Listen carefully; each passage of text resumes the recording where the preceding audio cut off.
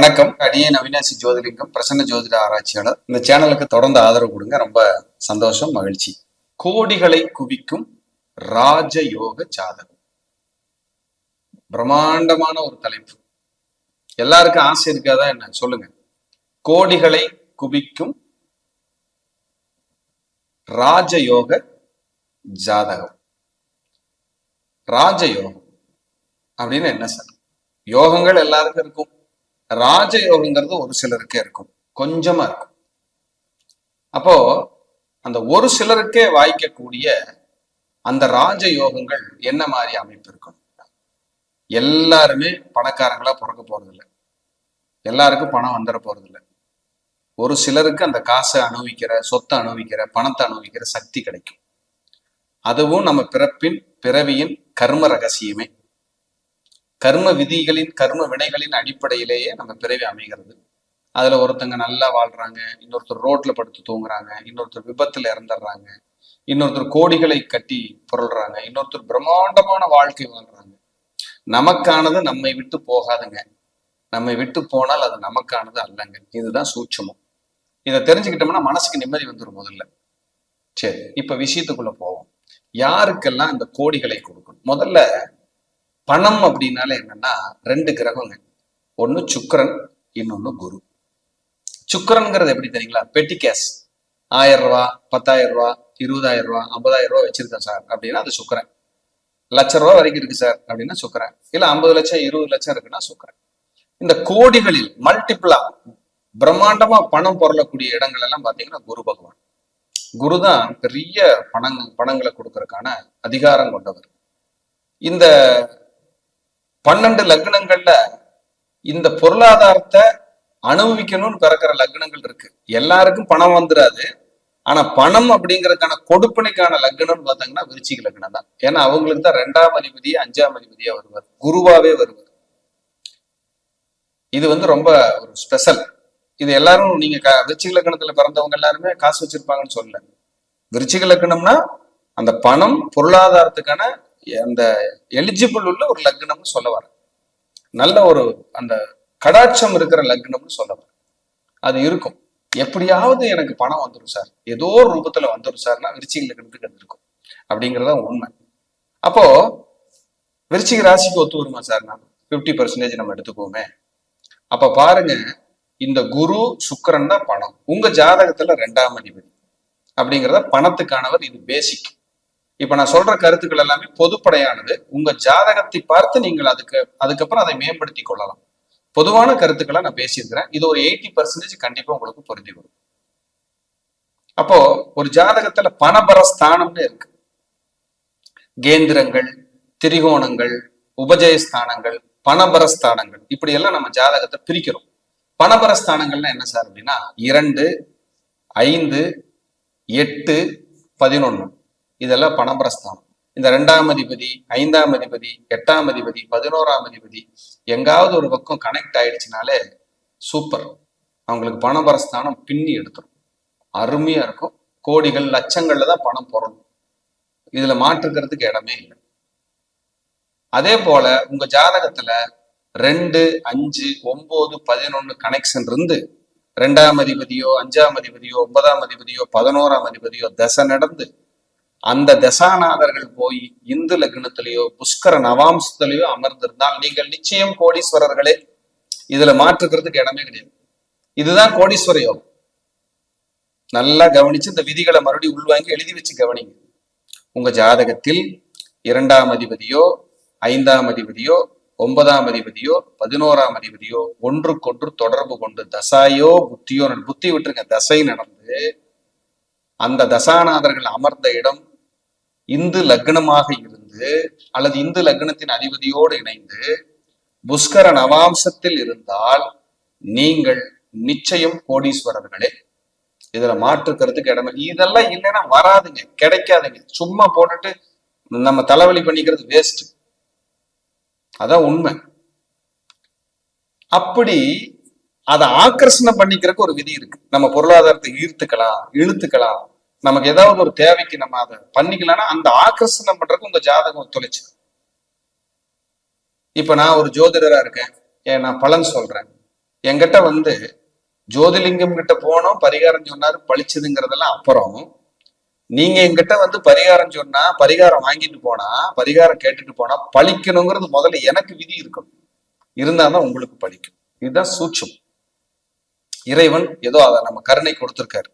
நம்ம சொல்லும் போது அது பழிக்குது. நிறைய பேர் நல்லா இருக்காங்க. எல்லாரும் நல்லா 100ல 100ன்னு சொல்ல மாட்டேன். கண்டிப்பா 85% சூப்பரா இருக்காங்க. இது எந்த மாற்றுக்கிறதுக்கு இடமே கிடையாது. அப்ப கோடிகளை குவிக்கணும்னா அந்தந்த தசா புத்திகள் நமக்கு வரணும். முதல்ல 70 வயசுல வந்து பிரயோஜனம் இல்லை, 20 வயசுல வந்து பிரயோஜனம் இல்லை. நம்ம வாழ்ற வாழ்க்கைக்கான அடித்தளம், ஆதாரம் இந்த உலகத்தை புரிஞ்சு, உறவுகளை புரிஞ்சு, நண்பர்களை புரிஞ்சு, ஏன் பக்கத்து வீட்டுக்காரங்களை புரிஞ்சு, ஏன் பொண்டாட்டி உள்ளையிலேயே புரிஞ்சு நம்ம வாழ்க்கை ஸ்டார்ட் பண்ற வயசே 40 தொற்றும். அது வரைக்கும் ஒன்றும் தெரியாது. ஏமாந்துருப்போம், இழந்திருப்போம், அடிபட்டிருப்போம், எல்லாத்துக்கிட்டையும் கெட்ட பேர் வாங்கியிருப்போம். எல்லாம் இழந்து முடிஞ்சுதுரா மாப்பிள்ள, அவர் அவ்வளவுதான்டா ஜோலிடான்னு சொல்லும் போது ஒருத்தன் எந்திரிச்சு நிப்பா பாருங்க, அங்கதாங்க நிக்குது அந்த யோகங்கள். அதாங்க பெரிய வெற்றி. அந்த சூட்சமா ஒண்ணு நம்ம ஜாதகத்துல இருந்துட்டா வளர்ச்சி தான். இன்னொருத்தர் ஜெயிச்சிட்டாரு, ஆடிக்கார் வாங்கிட்டாரு, இனோவா வாங்கிட்டாரு, 5 மாடி கட்டியிருக்காரு, 3 மாடி, இதெல்லாம் நமக்கு தேவையே கிடையாது. தேவையில்லாத மன உளைச்சல் இது. அவங்க கொடுப்புன, அவங்க பிராப்தம், அவங்க முன்னோர்கள் செஞ்ச புண்ணியம் அவங்க இருக்காங்க. இது உங்களுக்கு நீங்க அவங்கள பார்த்து அப்படி இப்படின்னு இருந்தீங்கன்னா உங்களை மாதிரியான ஒரு ரொம்ப லோவா போறதுக்கு ஆளே வராது. நீங்களே உங்களுக்கு எதிரி. யாரை பார்த்து கம்பேர் பண்ணாதீங்க, யாரை பார்த்து கம்பேர் பண்ணாதீங்க. நீங்க நீங்களா இருங்க, நீங்க நீங்களா இருங்க. உங்களுக்கு தகுதிக்கு உங்களுடைய சக்தி எதுவோ அதுக்கு லீடரா இருங்க. அதுதான் சூட்சம், அதுதான் வெற்றி. அதை விட்டுட்டு அவர் இப்படி இவர் இப்படி, இது தேவையே இல்லை. ஏன் என்னை விட ஒரு ஜோசியர் நிறைய சம்பாதிக்கலாம், அவர் ரொம்ப நல்லா இருப்பான், இருக்கட்டும், அது அவருடைய புண்ணியம். என்னை விட ஒருத்தர் லோவா இருக்கலாம், அவரோட கர்மா, பாவம் அது. அதை விட்டுட்டு அவர் எப்படி டெய்லி 50 கிளைண்ட் பாக்குறாரு, ஆடிக்காரில் தான் வந்துட்டு போறாரு, அது எனக்கு தேவையில்லை.